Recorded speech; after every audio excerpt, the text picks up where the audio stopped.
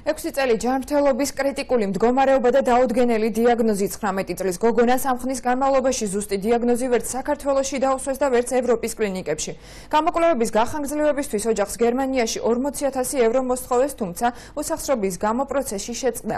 ამ ხნის განმავლობაში ჯანმრთელობის გაუარესებასთან ერთად საქართველოს ჯანდაცვის სამინისტროში პაციენტის პირადი საქმეც გაიბნა.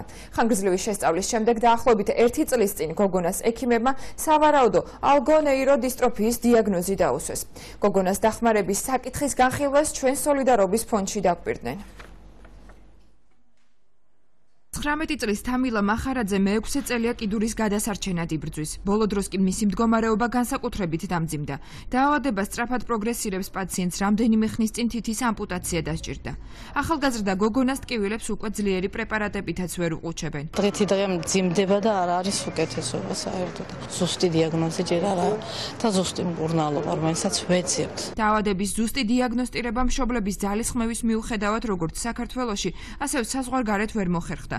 უსახსრობის გამო საზღვარგარეთ დაწყებული მკურნალობა ვერ დასრულდა. Კონდა რეკომენდაცია, რომ მეორე ხელახალი შეშუპების შემთხვევაში ისე დაუყოვნებლივ ჩავსვლელი ვიყავით და იქ რაღაც კომპონენტების შეყვანა მოხერხდებოდა, რომელიც საკმაოდ სოლიდურ თანხებთან იქნებოდა დაკავშირებული, სადღაც ვარაუდი იყო 30-40,000 ევროზე. 2013 წლის ივლისში თამილა მახარაძის საქმე საქართველოს ჯანდაცვის სამინისტროში დიაგნოზის დადგენის და რეაგირების მიზნით გადაიგზავნა.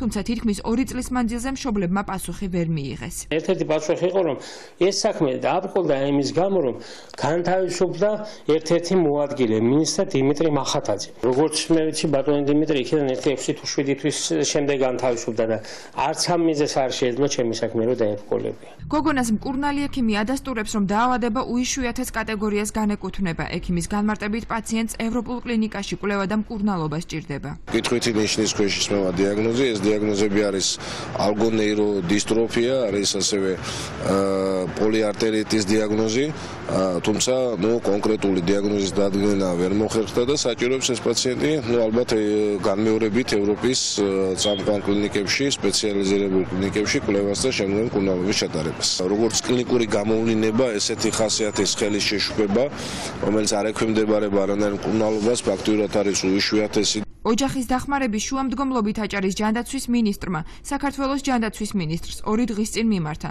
როგორც გაირკვა, საქმის წარმოების შეფერხების ერთ-ერთი მიზეზი მინისტრის მოადგილის შეცვლა გახდა. სამწუხაროდ არ აქვთ პასუხები მიღებული და სამწუხაროდ რაღაც ტექნიკური მიზეზების გამო აღარ გაგრძელებულა შემდგომი რეაგირება აღარ მომხდარა. დაავადება პროგრესირებს და მართლა საჭიროებს დახმარებას. თამილა მახარაძის მდგომარეობა საქართველოს ჯანდაცვის მინისტრისთვის ცნობილია. ოჯახი დავით სერგეენკოს გადაწყვეტილებას უახლოეს დღეებში შეიტყობს. მახარაძეები კი კეთილი ადამიანების იმედად რჩებიან. ბავშვზე მოხერხდეს ტკივილის კუპირება. ეს არის ჩემი მიუწეველი ოცნება. გაგაცნობთ საკითხთან დაკავშირებით საქართველოს ჯანდაცვის სამინისტროს ოფიციალურ პოზიციას ტექსტს უცვლელად გთავაზობთ. თამილა მახარაძის შესახებ იაშვილის კლინიკის მიერ გადმოგზავნილი სამედიცინო დოკუმენტაციის საფუძველზე მომზადდა რეპორტი, რომელიც ჯანდაცვის სამინისტროს მიერ საზღვარგარეთ არაერთ კლინიკაში გადაიგზავნა. რამდენიმე მათგანიდან მოვიდა პასუხი, თუმცა კონკრეტულ რეკომენდაციებს თუ რა შეიძლება გაკეთდეს თამილას მდგომარეობასთან დაკავშირებით ვერ გთავაზობთ. ველოდებით კიდევ პასუხებს. ნათქვამია განცხადებაში.